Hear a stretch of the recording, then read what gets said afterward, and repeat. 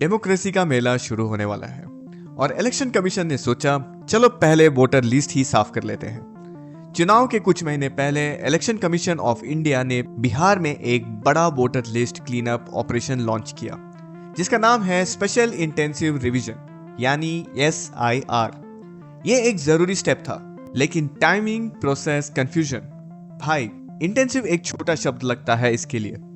नमस्कार, मैं हूं सुप्रीत कुलकर्णी और हम इस वीडियो में डिकोड करेंगे क्यों ये एक्सरसाइज लॉन्च हुआ और इसके रिजल्ट्स क्या थे, क्यों इसे जरूरी बोला जा रहा है और प्रॉब्लमैटिक भी, और सबसे इंपॉर्टेंट बिहार के वोटर्स के रूप में ये आपके लिए क्या मायने रखता है। चलिए पहले समझते हैं SIR लॉन्च क्यों किया गया। सबसे पहली बात क्लियर कर लेते हैं, इंटेंशंस गलत नहीं थी। बिहार के वोटर लिस्ट में इतनी प्रॉब्लम्स थी कि क्लीन अप तो बनता ही था। 22 लाख लोग जो इस दुनिया में नहीं थे लेकिन लिस्ट में अब तक जिंदा थे। 7 लाख डुप्लीकेट एंट्रीज थी, एक आदमी 2 जगह रजिस्टर्ड था। ऊपर से एरर्स, किसी का फोटो मिसिंग, किसी का एड्रेस मिसमैच, और कुछ लोग तो एक साथ 2 कंस्टिट्यूएंसी में वोट देने के लिए भी रेडी थे। तो हाँ, क्लीन अप करना जरूरी था क्योंकि अगर वोटर लिस्ट फ्लॉड हो तो डेमोक्रेसी का फाउंडेशन वीक होता है और गोस्ट वोटर्स को ना बेरोजगारी की फिक्र होती है ना सड़कों की। अब जब क्लीन अप की बात हो रही है तो सिर्फ दिक्कत नहीं, कुछ काफी पॉजिटिव आउटकम्स भी निकले। चलिए देखते हैं इस SIR एक्सरसाइज से बिहार को क्या मिला। बिहार के वोटर लिस्ट ने अभी अभी एक डिजिटल डिटॉक्स फेस किया और let's be real, 7.23 crore voters की लिस्ट को क्लीन करना किसी नॉर्मल डेटा क्लीनअप जैसा नहीं होता। ये तो एक फुल ब्लाउन ऑपरेशन था। बिहार के चीफ इलेक्टोरल ऑफिसर के मुताबिक 7.23 करोड़ फॉर्म रिसीव किए गए और डिजिटाइज भी हो गए। फाइनल लिस्ट 1 अगस्त 2025 को पब्लिश होगी। वही मास्टर लिस्ट डिसाइड करेगी बिहार का फ्यूचर। इलेक्शन कमीशन ने आइडेंटिफाई किया 22 लाख डिसीज्ड वोटर्स जो अब डिलीट हो गए। 7 लाख डुप्लीकेट एंट्रीज को आइडेंटिफाई और रिमूव किया गया।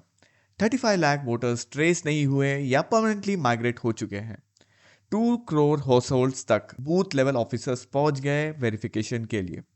क्रेडिट देना तो बनता है, 99.8% पॉपुलेशन कवर करना, वो भी बिहार जैसे स्टेट में फ्लड और गर्मी के बीच। Hats off. ये ऑपरेशन चला कौन रहा था? 77,000 booth level officers, 3,000 assistant officers, 1.6 lakh booth level agents. ये बैकएंड का काम नहीं था। असली लोग फील्ड में गए, डेटा वेरीफाई किया और लिस्ट को ग्राउंड लेवल पर साफ किया। इलेक्शन कमीशन ने डिलीटेड एंट्रीज की लिस्ट 12 पॉलिटिकल पार्टीज को भी दी, बीजेपी से लेकर RJD, कांग्रेस से लेकर आप तक, ताकि ऑब्जेक्शन रेज किया जा सके बिफोर फाइनल ड्राफ्ट रेडी हो। ट्रांसपेरेंट हाँ, पार्टिसिपेटिव बिल्कुल, लेकिन पिक्चर अभी बाकी है। चलिए अब कॉइन का दूसरा साइड देखते हैं जहां दिक्कत शुरू होती है, क्योंकि हर अच्छे काम का एक रियलिटी चेक तो बनता है, टाइमिंग। ये मैसिव क्लीनअप ऑपरेशन स्टार्ट हुआ लोकसभा इलेक्शन के बाद, असेंबली इलेक्शन से जस्ट कुछ महीने पहले। सीरियसली, किसने बनाया ये कैलेंडर? अगर फेक वोटर्स इतने बड़े इशू थे तो मई 2024 के तुरंत बाद ही क्यों नहीं किया गया? ये टाइमिंग ट्रस्ट नहीं बनाता, सस्पिशियस क्रिएट करता है। फिर आया डॉक्यूमेंटेशन ड्रामा। गेस करो कौन से डॉक्यूमेंट्स वैलिड नहीं थे वोटर्स प्रूव करने के लिए? आधार, वोटर ID, राशन कार्ड।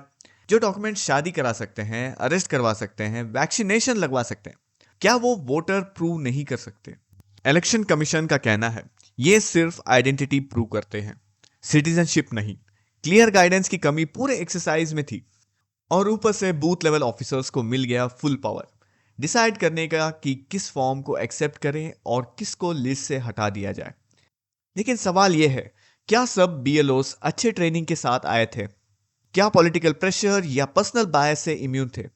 यही डिसेंट्रलाइज्ड जजमेंट इतना कंसर्निंग था कि सुप्रीम कोर्ट को इंटरवीन करना पड़ा। सुप्रीम कोर्ट ने इलेक्शन कमीशन से डायरेक्टली पूछा, डिलीशन का एग्जैक्ट क्राइटेरिया क्या है? पुअर, दलित, ट्राइबल वोटर्स को प्रोटेक्ट करने के सेफगार्ड्स कहां है? जिनका नाम गलत डिलीट हो गया, उनके लिए ग्रीवियंस रिड्रेसल सिस्टम क्या है? अगर एक्सरसाइज इतनी इंपॉर्टेंट थी तो इतनी जल्दी में क्यों किया गया?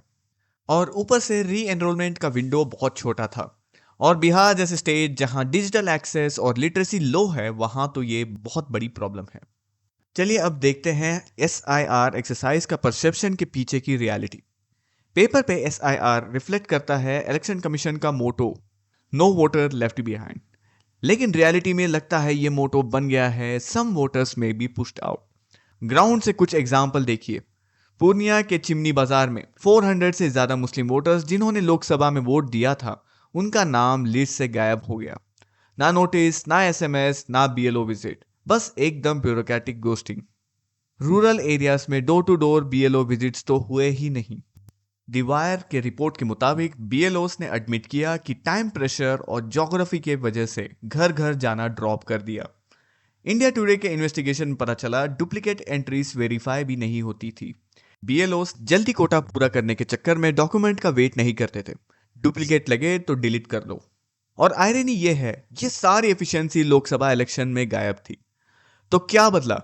नया एनर्जी ड्रिंक या नई इंस्ट्रक्शंस? अब सवाल उठता है, अगर इंटेंशन ठीक था तो एग्जीक्यूशन में इतनी गड़बड़ क्यों? चलिए बात करते हैं उन स्टेप्स की जो लिए जाते तो ये एक्सरसाइज और भी डेमोक्रेटिक, फेयर और इफेक्टिव बन सकती थी। लोकसभा इलेक्शन के तुरंत बाद प्लानिंग स्टार्ट होती तो इतना पैनिक नहीं होता।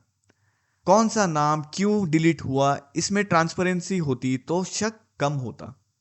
डॉक्यूमेंट्स की लिस्ट क्लियर होती तो लोगों को भटकना नहीं पड़ता। फॉर्म भरने और दोबारा रजिस्टर होने का टाइम ज्यादा होता तो ज्यादा लोग जुड़ पाते। एक इंडिपेंडेंट ऑडिट या हेल्पलाइन होती तो लोग हेल्प ले पाते।